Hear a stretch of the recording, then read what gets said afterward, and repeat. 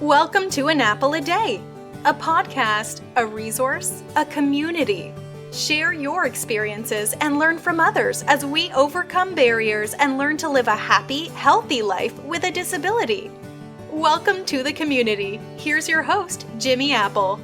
Welcome to another episode of An Apple a Day. I'm your host, Jimmy Apple. How you feeling today, my friends? You feeling good? You feeling strong? You feeling better than you did yesterday? Excellent. You can't ask for better than that. Hey, you still got all your fingers and your toes, your lips, your eyes, your eyebrows. This was the 4th of July weekend. I hope nobody did anything stupid. Well, you really couldn't because of the pandemic, I guess.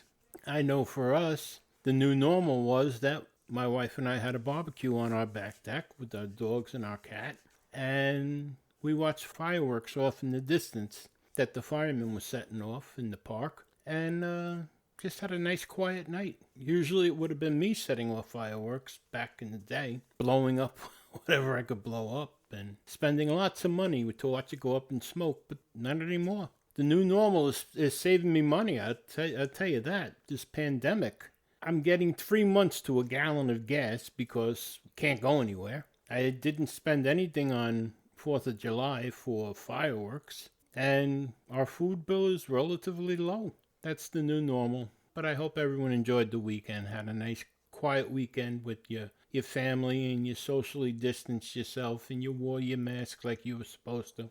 Today is July 6th, 2020, and we have some sad news to report. Country rocker Charlie Daniels, famous for his song The Devil Went Down to Georgia, passed away today, went home to God at the age of 83. He's going to be sorely missed.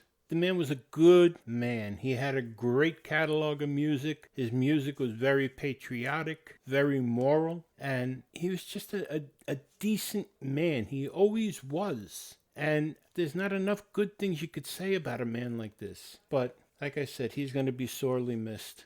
I loved his music. I still do love his music. And there's something about him, his presence. I've seen him in concert a couple of times in my life, and his presence, his stage presence, is commanding. And you know you're in the presence of a good man when he gets up on stage. Rest in peace, Charlie. Rest in peace. We lost another good one. Well, on Friday, we were talking about Peter Frampton. And thankfully, Peter Frampton is still with us. And I wanted to continue on what we were talking about. I told you he was diagnosed with a really rare disease.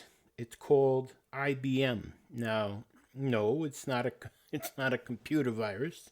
That IBM is short for sporadic inclusion body myositis. What is that, you're asking? IBM is one of a group of rare muscle diseases called inflammatory myopathies and is a progressive muscle disease characterized by muscle inflammation, weakness, and atrophy, the wasting of muscles. Inclusion body myositis, or IBM, is the most common acquired myopathy in those aged 50 and older. The symptoms and rate of progression vary heavily from person to person. Peter Frampton happens to be 68. Muscle weakness tends to be asymmetric, involving the distal muscles, those furthest from the body's core. Proximal muscles, those closest to the body's core, may also be involved. IBM typically affects the muscles in the hands, fingers, arms, legs, particularly the thigh muscles, quadriceps, and muscles in the lower legs that move the feet. Patients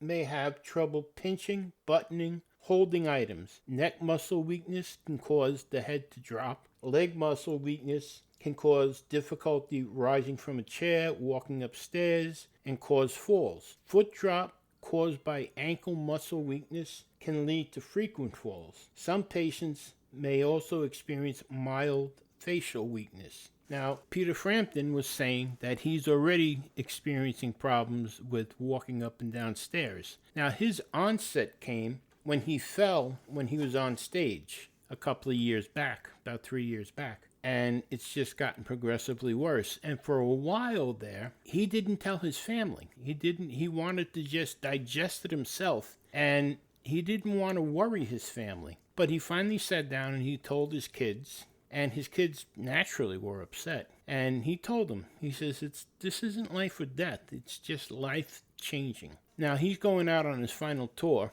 It's his finale, he's calling it. And he was interviewed by Howard Stern and by Channel 2 and Good Morning America and all these other things. And they're all saying, well, a lot of people say it's their final tour. He says, this is my final tour. He says, I already know what I'm in for. And he said, so if you see, he says, I'm coming out and telling you this now in case you see me on stage and I have to sit. He says, I'm not sitting because I'm lazy. He says, I'm sitting because my legs won't hold me up anymore. He says, I want to get this tour in because I'm going to lose the use of my hands and my wrists. Right now, he's in his studios in Tennessee. He's banging out music left and right every day. Every day he's banging out music, taping it. He wants to keep a memory of everything that he's done. Peter Frampton, to me, was always one of the greatest guitar players. I still thought Peter Frampton, to me, was always one of the best. And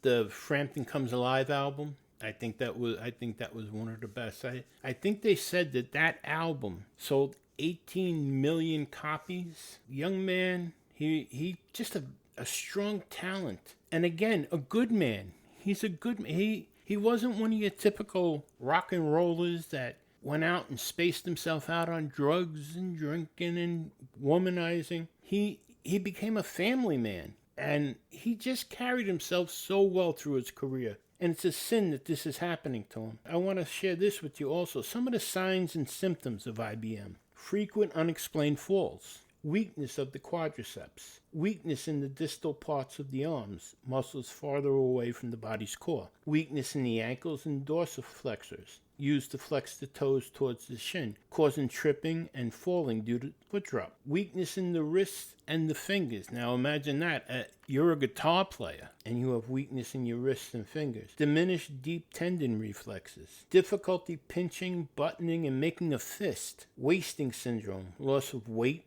appetite, muscle atrophy, fatigue. Your body's going to waste away right in front of your eyes. Complications and progression of IBM. Difficulty swallowing, causing choking and weak throat muscles, making eating difficult. Aspiration pneumonia, pneumonia caused by food and liquid taken into the lungs. Weakened diaphragm, causing respiratory dysfunction. Increased difficulty rising from seated positions due to loss of quadricep muscles. Increased risk of falls from balance issues, collapsing knee or foot drops. Difficulty turning over in bed. Progressive weakness in hands and fingers, causing problems with typing, writing, pinching, buttoning, using eating utensils. Restricted mobility necessitating the use of a wheelchair and other assistive devices. Swelling, especially in the feet. Pressure sores due to immobility. This is a horrible disease. Do you see what this man is facing? And not just him.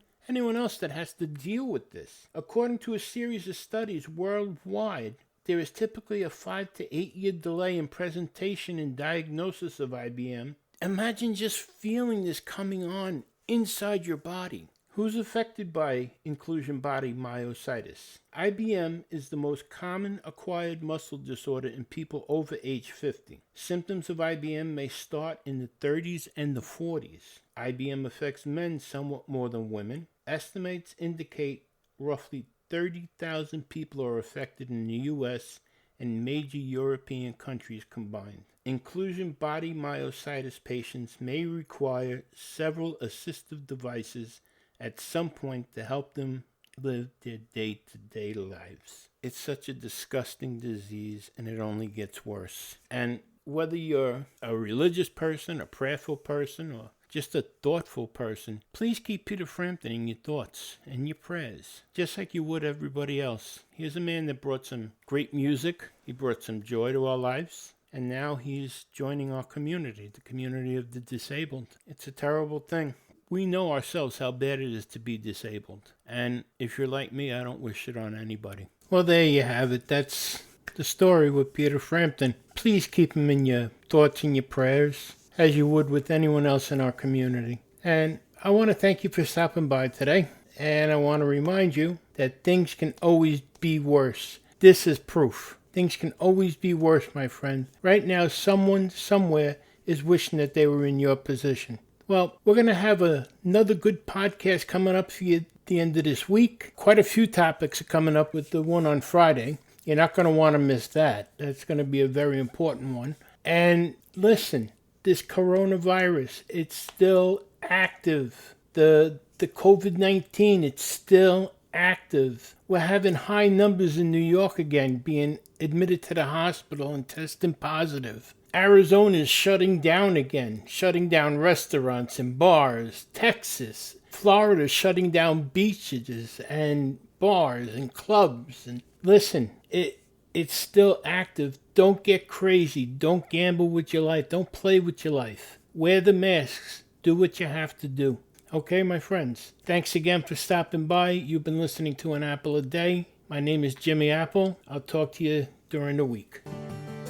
Thanks for listening to An Apple a Day with Jimmy Apple, your gateway to a happy, healthy life.